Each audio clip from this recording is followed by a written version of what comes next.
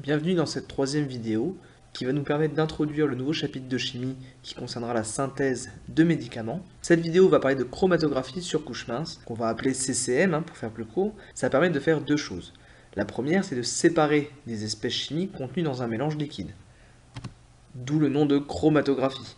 Une chromatographie, c'est le fait de séparer des espèces chimiques. Le deuxième point, qui est encore plus important, ça va être d'identifier ces espèces chimiques par comparaison avec d'autres espèces chimiques qui nous serviront de référence. Donc le matériel nécessaire pour faire cette CCM va être le suivant. On a vu qu'on parlait de chromatographie parce qu'on séparait des produits. Après, pourquoi sur couche mince? C'est parce qu'on va utiliser ici une plaque de silice, c'est ça qui joue le rôle de couche mince, entre guillemets. Autre chose qui va être nécessaire, ça va être forcément les espèces chimiques qu'on va chercher à séparer, à identifier, et les espèces de référence qui vont nous permettre de comparer les uns par rapport aux autres. Pour pouvoir déposer nos espèces chimiques sur cette plaque de silice, on va utiliser des capillaires. Donc il y en existe différents, on peut très bien utiliser un petit cure-dent pour poser juste une petite goutte, ou sinon on a des capillaires spécifiques en verre pour la CCM. On va utiliser également ce qu'on appelle un éluant. Donc pareil, je reviendrai un petit peu dessus après pour expliquer un peu plus en détail ce que c'est. Pour terminer, on va utiliser une cuve à CCM qui va nous permettre de déposer notre plaque de silice à l'intérieur et qu'on va ensuite recouvrir avec une petite plaque en verre ou un verre de montre qui va nous permettre de fermer un petit peu cette cuve. On a donc fait le tour du matériel nécessaire pour effectuer une CCM. On va regarder maintenant étape après étape qu'est-ce qu'on va pouvoir faire et quelles sont les informations qu'on va pouvoir récolter à la fin. Donc la première étape va correspondre à la préparation de notre plaque à chromatographie. Donc on va utiliser notre plaque en silice. Cette plaque à chromatographie, elle est composée d'une plaque d'aluminium sur laquelle on a accroché de la silice. Donc la silice, c'est en fait du verre qui a été totalement broyé et compacté. C'est une très fine poudre qui a été accrochée sur la plaque d'aluminium. Et donc, il faudra la manipuler avec précaution pour éviter justement de décrocher cette silice. Donc la première étape, comme je disais, c'est donc la préparation de cette plaque.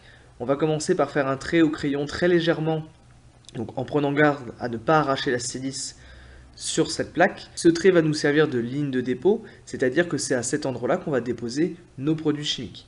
En général, on trace ce trait à environ 1 cm, 1 cm et demi de la plaque. Je vous expliquerai un petit peu pourquoi. Deuxième étape pour la préparation de cette plaque, on va déposer avec donc, le capillaire nos produits chimiques sur cette ligne de dépôt. Donc on va faire attention que les dépôts soient le plus petits possible, c'est pour ça qu'on utilise un capillaire, c'est pour utiliser un minimum de produits. Là par exemple, sur la photo que vous avez sur votre droite, la taille des dépôts est déjà beaucoup trop importante.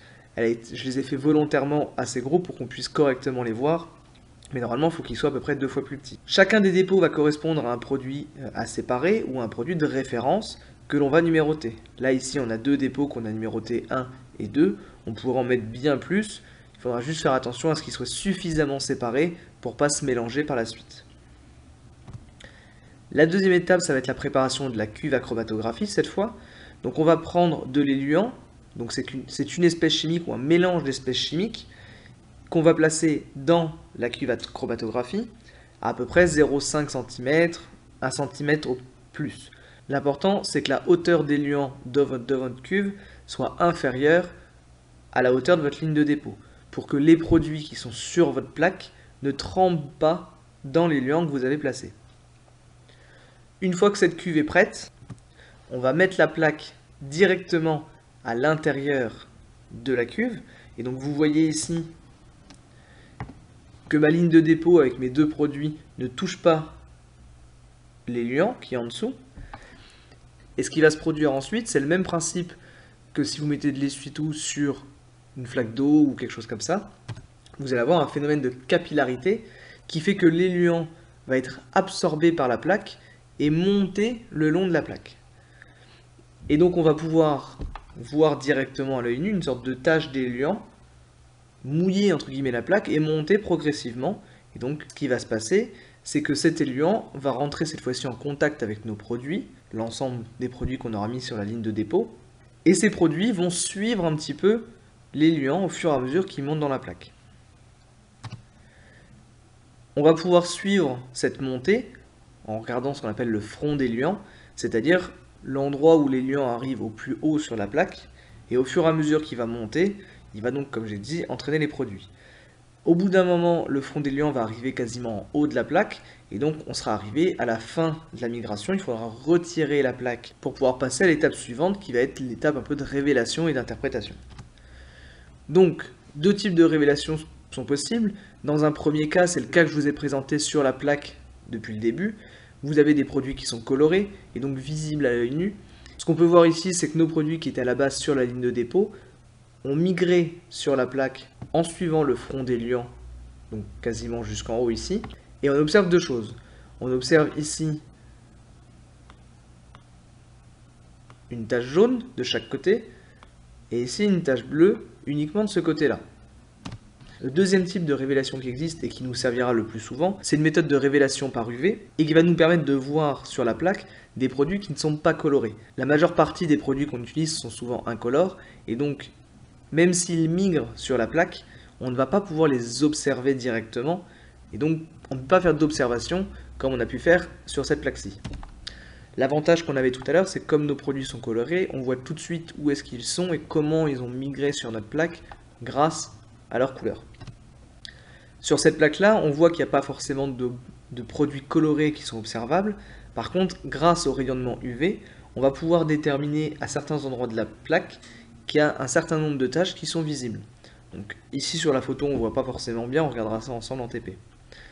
Cette méthode de révélation, elle est forcément très utile, vu que la majeure partie des produits qu'on utilise sont quand même incolores. Et donc la dernière étape, ça va être l'étape d'interprétation. Je vous ai mis ici schématiquement une CCM, une fois qu'elle a été révélée, donc avec les différentes tâches qui sont notées. Sur l'endroit numéro 1, donc le spot numéro 1, on a un mélange à analyser. Sur le spot numéro 2 et numéro 3, on a des produits de référence. Qu'est-ce qu'on observe sur notre plaque ACCM? Première chose, on observe qu'au niveau du premier spot, on avait deux produits chimiques. Au niveau du deuxième spot, on n'a qu'un seul produit. Et pour le troisième, on a uniquement un produit également. Qu'est-ce qu'on peut observer également? C'est que le produit ici, pour le mélange numéro 1, est à la même hauteur que le mélange numéro 3. Donc ce qui s'est passé, c'est que ces deux espèces-là ont migré exactement de la même manière. Elles ont été poussées par les liants sur la plaque de la même manière. Et la seule possibilité pour que ça soit possible, c'est que ça soit en fait la même espèce chimique. C'est pour ça qu'ici elle a été représentée au final avec la même couleur. Donc l'interprétation qu'on peut faire de tout ça, c'est que le mélange d'espèces chimiques numéro 1 ici, il contient l'espèce numéro 3, donc l'espèce qu'on a mis en référence ici, mais il ne contient pas l'espèce qu'on avait mis en référence sur le deuxième point, vu qu'il n'y a pas la tâche correspondante. Dernière information, c'est qu'il contient une autre espèce qu'on n'a pas réussi à identifier. C'est-à-dire que si on n'a pas mis la référence qui correspond à ce produit-là, on ne peut pas dire à quoi correspond ce produit. Donc je résume, le mélange à analyser qu'on avait placé ici, il contient la molécule qu'on a placée en troisième position, et il contient une deuxième molécule qui reste inconnue. Ça, ce sont donc les informations de base sur la CCM, et on travaillera ce principe d'analyse sur les prochaines séances de TP en chimie à partir de la semaine prochaine.